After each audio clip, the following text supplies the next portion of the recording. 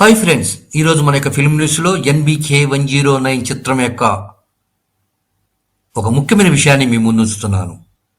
ఈ చిత్రం pan India స్థాయిలో రిలీజ్ అవుతున్నదా అన్న విషయానికి వస్తే అవుననే స్పష్టంగా మనకు తెలుస్తున్నది. ఇటీవల శివరాత్రి పర్వదినాన రిలీజ్ అయినటువంటి NBK-109 చిత్రానికి సంబంధించినటువంటి టీజరు అదిరిపోయిందని చెప్పాలి. ఈ NBK-109 టీజర్ గ్లిమ్స్ యూట్యూబ్లో నెంబర్ 1 ప్లేస్లో ట్రెండ్ అవుతున్నది.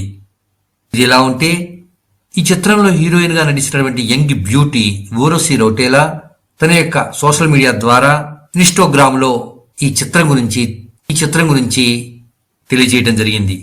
ప్రస్తుతం నేను బాలకృష్ణ యొక్క NBK-109 చిత్రం పాన్ ఇండియా చిత్రంలో నటిస్తున్నానని, ఈ చిత్రం ఘన విజయం సాధిస్తుందని ఆమె స్వయంగా తెలియజేయడం జరిగింది. దీన్ని బట్టి ఈ NBK-109 చిత్రము పాన్ ఇండియా స్థాయిలో నిర్మిస్తున్నారని మాత్రం స్పష్టంగా మనకు తెలుస్తున్నది. అయితే ప్రస్తుతానికి మాత్రం మేకర్స్ సైడ్ నుంచి ఎటువంటి కన్ఫర్మేషన్ అయితే రాలేదు.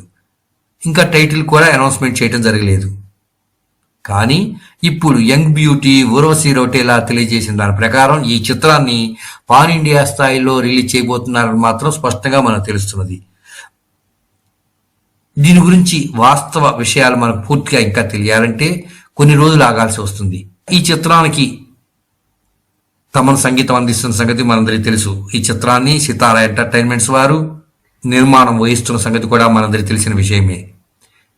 ఏది ఏమైనా త్వరలో ఈ చిత్రానికి సంబంధించినటువంటి టైటిల్ అదేవిధంగా ట్రైలర్ కూడా రాబోతున్నట్లు, అది కూడా ఉగాది పర్వదినాన రిలీజ్ చేయబోతున్నట్లు మాత్రం తెలుస్తున్నది.